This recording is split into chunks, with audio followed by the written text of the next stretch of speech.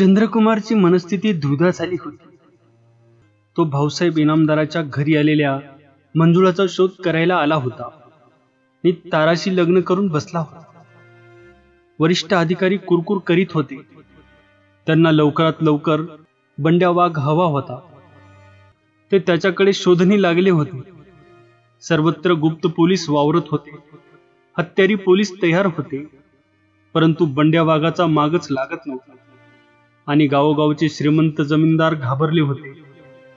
कित्येकांनी सरकारी मदत घेतली होती, पण त्यांचा जीव सुरक्षित नव्हता. ते प्राण मुठीत घेऊन जगत होते. प्रथम एक देखणी तरुणी येते. ती घराची आणि गावाची सर्व माहिती काढून जाते आणि बंड्या वाघाला ती माहिती सांगते. आणि मग बंड्या वाघ हल्ला करतो, खून करतो.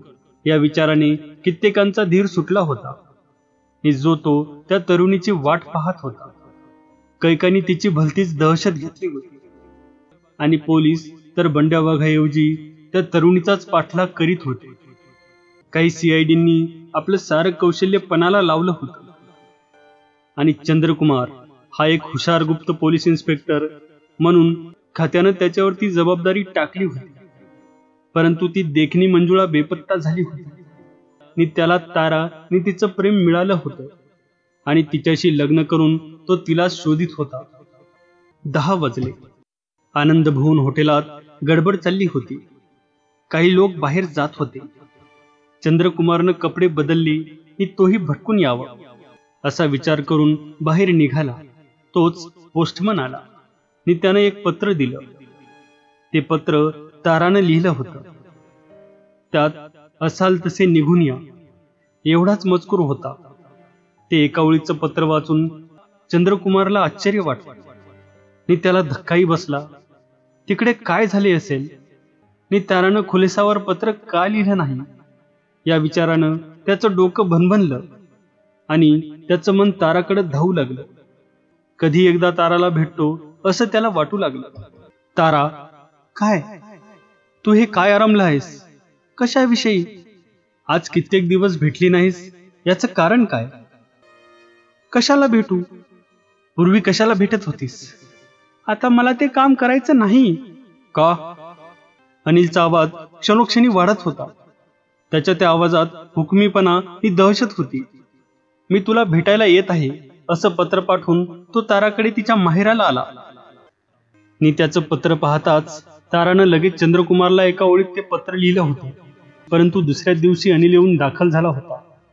त्याच्या खिशात भरलेलं पिस्तूल होतं आणि तो आता संतापून ताराला बोलत होता. तारा आणि अनिल दोघंच माळीवर बोलत बसली होती. तो वडगावहून चिडून निघाला होता आणि ताराला पाहताच त्याचं डोकं अधिकच भडकलं होतं. तिचं किंचित उंचावलेलं पोट आणि तिच्या गळ्यातील मंगळसूत्र पाहून त्याला रागाची भलतीच भिरड आली होती. गाव शांत होता. ते दिवस सुगीचे होते. सर्व लोक सकाळी रानात गेले होते. गावातील वातावरण मुकं झालं होतं.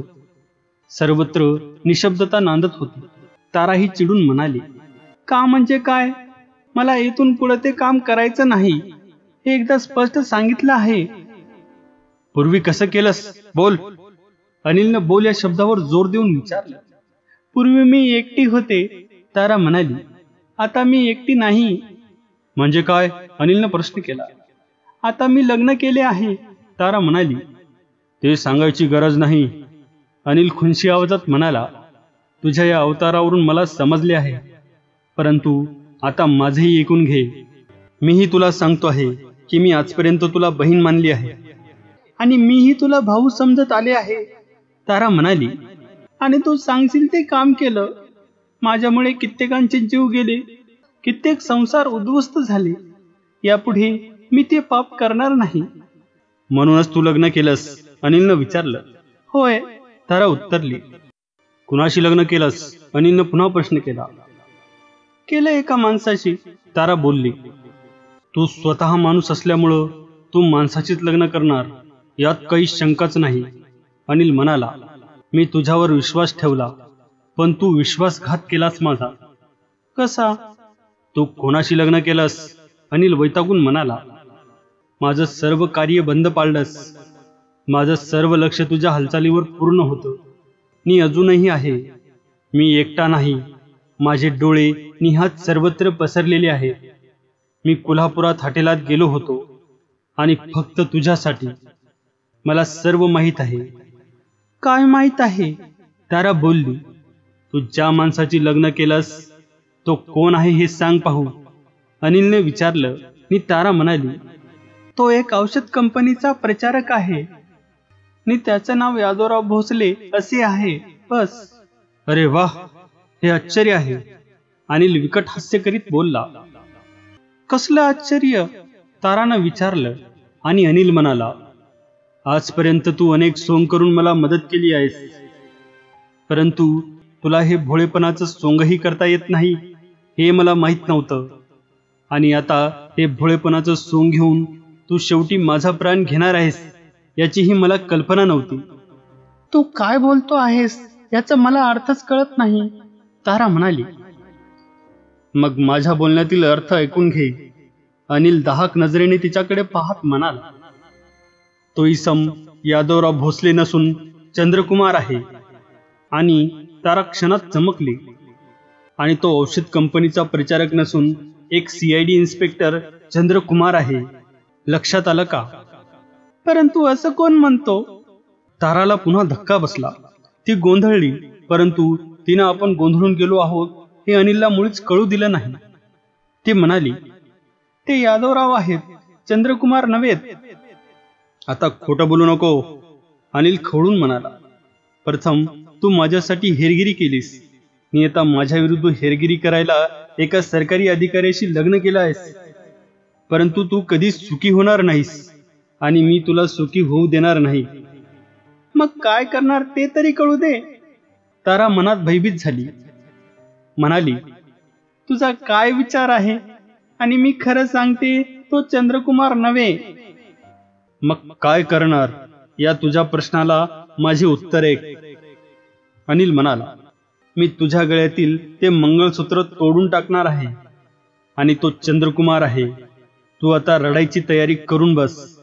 आणि तो चटकन उठून चालू लागला. तेव्हा ताराला आनंद झाला. कितीतरी उशीर तिचं काळीच धडधडत होतं. ती मनात म्हणाली, मी यादवरावाला असाल तसे या असे पत्र लिहून भयंकर मोठी चूक केली आहे. जर अनिलच्या म्हणण्याप्रमाणे तो चंद्रकुमार असेल आणि अनिल समोर आला असता तर इथं माझ्या डोळ्यासमोर रक्ताचं शिंपण झालं असतं. परंतु आता काही ना काही विपरीत होणार यात शंकाच नाही. माझं पत्र मिळताच ते आले आणि त्याच वेळी हा अनिल परत आला तर फारच वाईट होईल. का आपणच कोल्हापूरला जावं? ताराच्या डोक्यात विचारांचं वादळ उठलं. अनिलचे शेवटचे शब्द तिच्या कानात ओरडत होते. मी तुझ्या गळ्यातील ते मंगळसूत्र तोडून टाकणार. आणि तिचं मन तिला विचारित होतं, यादवराव भोसले की चंद्रकुमार?